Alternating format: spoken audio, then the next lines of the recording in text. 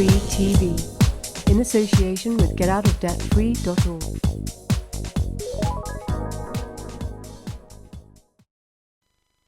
Yeah, no, exactly, John. And you know, so what's happened is this, right? As you rightly said earlier, Nottingham is really the centre of the country. It's got a lot of history, and I mean, if you go into Nottingham, when you drive in and you go to any pub there, you end up in the Crusader Arms or the Nottingham Knights with a K. Yeah, it's all very much King Arthur type stuff, but it's showing us our history to a certain extent. And so what we've done is this. I mean, obviously, some amazing people in 2001, and since that time, we've been in lawful rebellion. Yeah, Article 61, and I'd refer anyone to go and look at John Hurst's work or the BCG website to find out what I'm talking about. Basically, we're entitled to seize Crown and public buildings. We have been since 2001. Well, we're serving double notice on Nottingham that from the end of this month, from April the 30th onwards, that we're going to be enforcing this.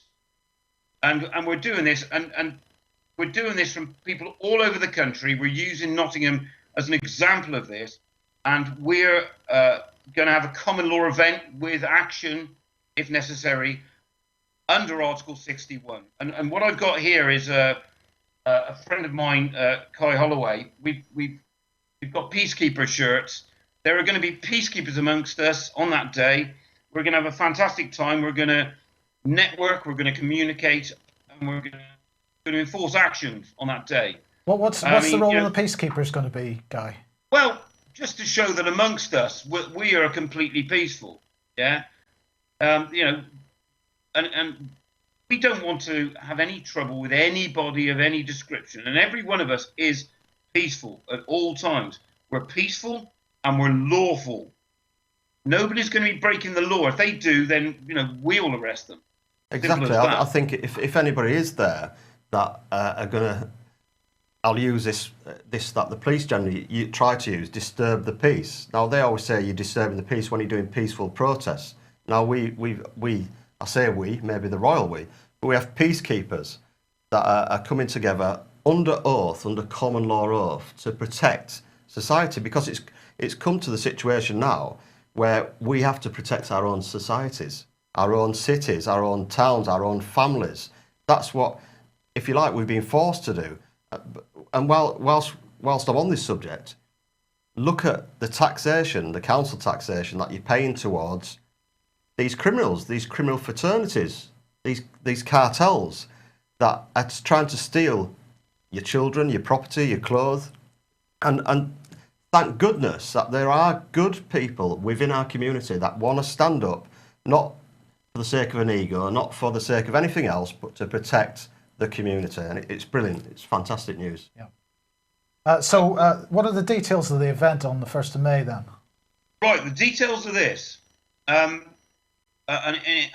coincidentally, there's a lot of stuff going on May the 1st.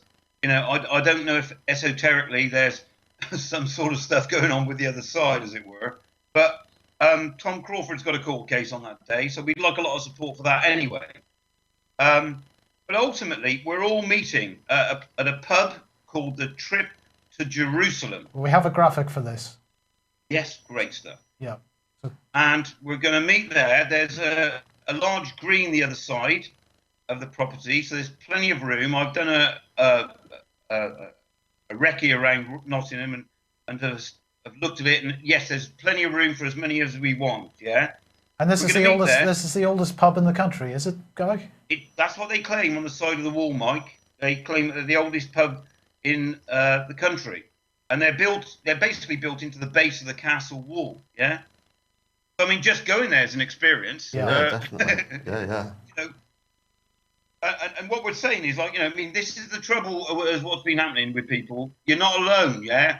If you think you've got financial problems and that you've had the financial ombudsman, the banking ombudsman, the court rule against you, you've had every rule against you, what they're trying to do, they're trying to snowball you. They're trying to knock you out of the game. The reality is you network, you communicate. And on that day, we're all going to be there. We're all going to have a lovely, splendid time. It's going to be an event.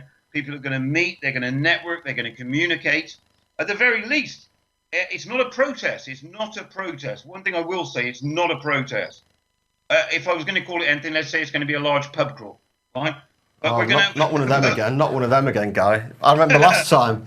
But I mean, we are going to be visiting some places that as the public we're entitled to do, and that we should be examining. I mean, because ultimately, what on earth are these creatures doing on our behalf, and what we're paying them for? Well, it's interesting because we now have the situation, just to take this conversation a little further, in Plymouth, where if you attempt to, well, first of all, we no longer have a public inquiry desk in Plymouth County Court.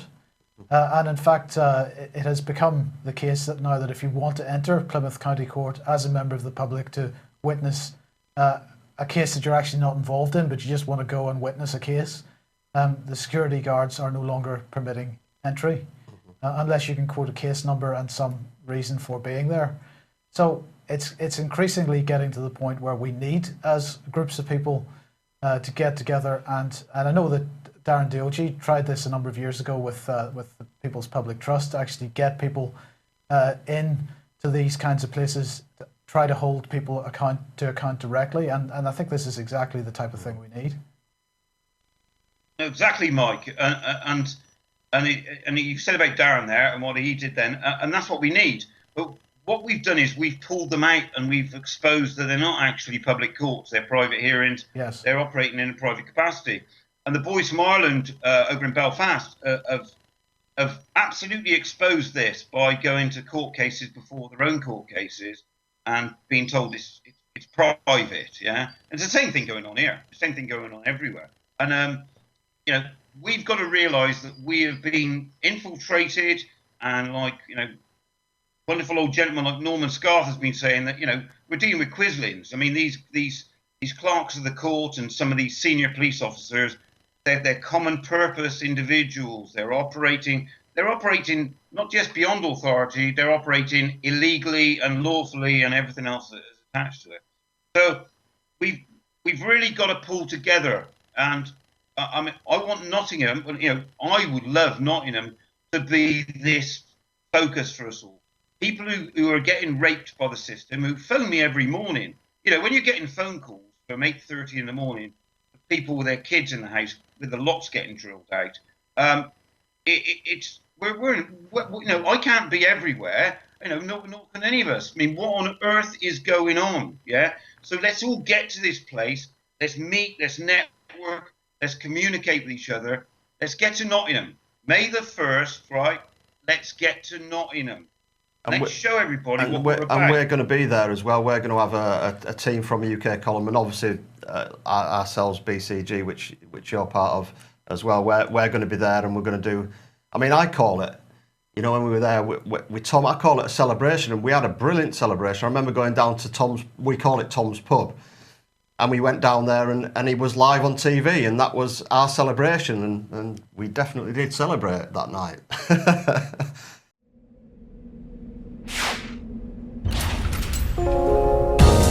Debt Free TV, in association with GetOutOfDebtFree.org.